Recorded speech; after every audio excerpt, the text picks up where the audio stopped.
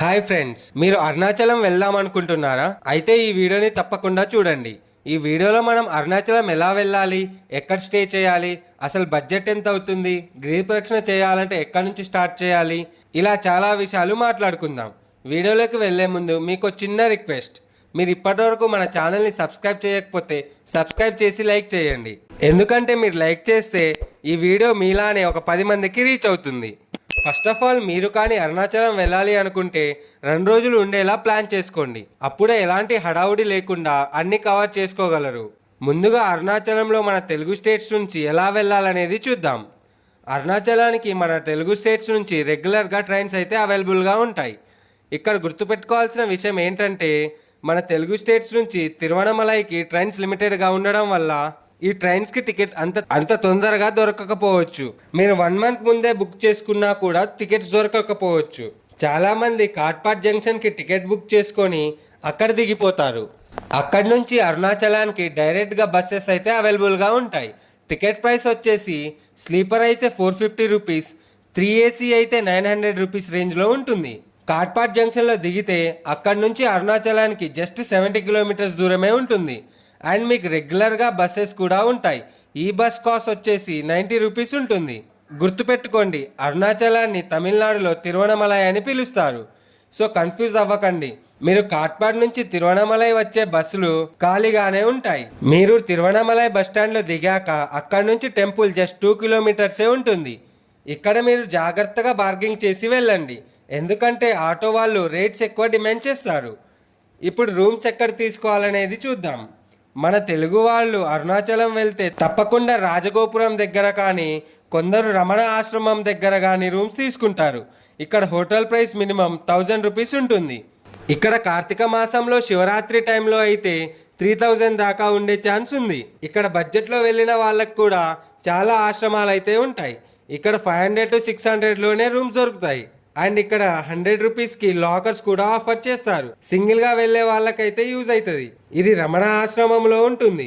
మీరు రమణ ఆశ్రమంలో ఉండాలి అంటే 1 నెల ముందే వాళ్ళకి ఇన్ఫార్మ్ చేసి బుక్ చేసుకోవాలి. ఇక్కడ రూమ్స్ దొరకడం అయితే చాలా కష్టం. అండ్ ఇక్కడ కొత్తగా ఆలయం కాటేజెస్ అని ఓపెన్ చేశారు. ఇక్కడ రూమ్స్ అయితే చాలా బాగున్నాయి. అండ్ కాస్ట్ అరౌండ్ 1200 నుంచి 1500 దాకా ఉంటుంది. బ్రేక్ఫాస్ట్ కూడా వాళ్ళే ప్రొవైడ్ చేస్తారు.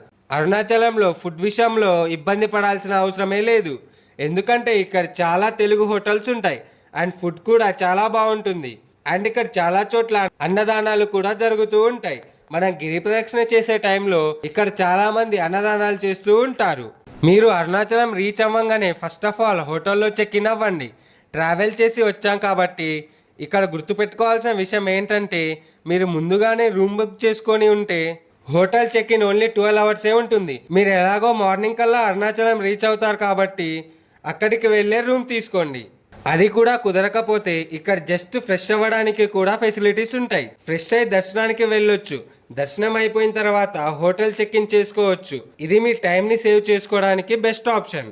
ఇక్కడ అందరికీ ఒక ఇంపార్టెంట్ నోట్ ఏంటంటే, చాలా మంది అరుణాచలం రీచ్ అయిన వెంటనే గిరి ప్రదక్షిణ స్టార్ట్ చేస్తారు. అండ్ గిరి ప్రదక్షిణ స్టార్ట్ చేసి దర్శనానికి వస్తారు. మీరు ఇలా అయినా చేయొచ్చు, లేదా ముందు రోజు దర్శనం చేసుకొని తర్వాత రోజు కూడా గిరి ప్రదక్షిణకి వెళ్ళొచ్చు. గిరి ప్రదక్షిణ ఎక్కడి నుంచి స్టార్ట్ చేయాలంటే రాజగోపురం నుంచి స్టార్ట్ చేయాలి.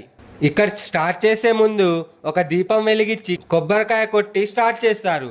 అందరు ఇక్కడ ఇలా దీపం వెలిగించి కొబ్బరికాయ కొట్టి గిరి ప్రదక్షిణ మొదలు పెడితే కోరుకున్న కోరికలు తీరుతాయని నమ్ముతారు. ఈ గిరి ప్రదక్షిణ అట్లీస్ట్ 5 to 6 అవర్స్ పడుతుంది. ఇది మైండ్లో ఉంచుకొని గిరి ప్రదక్షిణ ప్లాన్ చేసుకోండి. ఎర్లీ మార్నింగ్ 4కి గిరి ప్రదక్షిణ స్టార్ట్ చేయడం బెస్ట్ ఆప్షన్ అని చెప్పొచ్చు. మేమైతే ఇక్కడికి వెళ్ళేసరికి లేట్ అయింది కాబట్టి మార్నింగ్ 6:30కి అలా స్టార్ట్ చేసాం. మనం గిరి ప్రదక్షిణ చేసేటప్పుడు మనకి అష్టలింగాలు కనిపిస్తాయి. మధ్యలో మనకు ఆది అన్నమలై టెంపుల్ ఉంటుంది. ఇది తప్పకుండా దర్శించుకోండి. ఇదే కాకుండా మనకి చాలా టెంపుల్స్ అండ్ రమణ ఆశ్రమం కూడా కనిపిస్తాయి. మనం వెళ్లే దారిలో మెయిన్ గా వెళ్లాల్సింది మోక్ష మార్గం. ఇది మాత్రం అస్సలు మిస్ అవ్వకండి. గిరి ప్రదక్షిణ అయిన తర్వాత మనం ఎక్కడి నుంచి మొదలు పెట్టామో అక్కడికి వచ్చాక ఆ స్వామిని దండం పెట్టుకొని గిరి ప్రదక్షిణ పూర్తి చేయాలి. గిరి ప్రదక్షిణ అయిన వెంటనే దర్శనానికి వెళ్ళవచ్చు. గిరి ప్రదక్షిణ అయిన వెంటనే దర్శనం చేసుకోవాలని చాలా మందికి డౌట్ రావచ్చు. గిరి ప్రదక్షిణ చేసి అలసిపోయి ఉంటారు కాబట్టి రూమ్కి వెళ్ళి 1 గంట రెస్ట్ తీసుకొని ఫ్రెష్ అయ్యి కూడా దర్శనానికి వెళ్ళొచ్చు. ఈ ఆలయం టైమింగ్స్ వచ్చేసి 4 to 8 మాత్రమే ఉంటుంది. ఈ టైమింగ్లోనే దర్శనం ప్లాన్ చేసుకోండి. మీకు గుడిలోకి వెళ్ళంగానే 2 లైన్లు కనిపిస్తాయి. ఒకటి ఫ్రీ దర్శనం, ఇంకోటి 50 రూపీస్ దర్శనం. మీరు మ్యాక్సిమం 50 రూపీస్ దర్శనమే ప్రిఫర్ చేయండి. అలా అయితేనే మనకు దర్శనం ఫాస్ట్గా కంప్లీట్ అవుతుంది. ఈ రాజగోపురం దాటాక 2వ గోపురం కనిపిస్తుంది. దీనినే మహారాజ గోపురం అని అంటారు. ఇక్కడ వినాయకుడి టెంపుల్ కూడా ఉంటుంది. ఇక్కడ కూడా దర్శనం చేసుకోండి. ఈ ఆలయంలో మీకు గంగా తీర్థం కూడా కనిపిస్తుంది.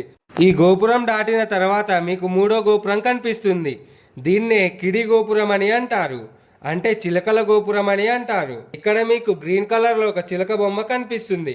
అండ్ ఇక్కడ మీకు రామచిలుకలు కనిపిస్తే చాలా మంచిదని నమ్ముతారు. ఇక్కడ నుంచి వెళ్ళి స్వామివారిని దర్శించుకోండి. స్వామివారి దర్శనం అయ్యాక అమ్మవారి దర్శనం చేసుకోవాలి. అలా దర్శనం కంప్లీట్ చేసుకొని బయటికి వచ్చేసరికి మనకు అక్కడ ప్రసాదాలు కనిపిస్తాయి. ఇక్కడ మస్ట్ ట్రై అయితే పులిహోర. ఒక ప్యాకెట్ పులిహోర వచ్చేసి 10 రూపీస్ ఉంటుంది. ఇదైతే చాలా బాగుంటుంది. ఇలా దర్శనం అంతా కంప్లీట్ చేసుకున్న తర్వాత రిటర్న్ అయ్యేటప్పుడు కూడా మనకి తిరువణమలై నుంచి ట్రైన్స్ అవైలబుల్గా లేకపోతే మీరు కాట్పాడ్ జంక్షన్కి వెళ్ళండి. ఇలా కాట్పాడ్ జంక్షన్లో ట్రైన్ ఎక్కేసి మీ హోమ్ టౌన్కి రీచ్ అయిపోండి. గిరి ప్రదక్షిణలో ఏ టెంపుల్స్ని చూడవచ్చో, ఏమేం చెయ్యొచ్చో అనేది సపరేట్ వీడియో చేస్తాను, చూసేయండి. మీకు కానీ మా వీడియో నచ్చితే లైక్ చేసి సబ్స్క్రైబ్ చేయండి. Thank you.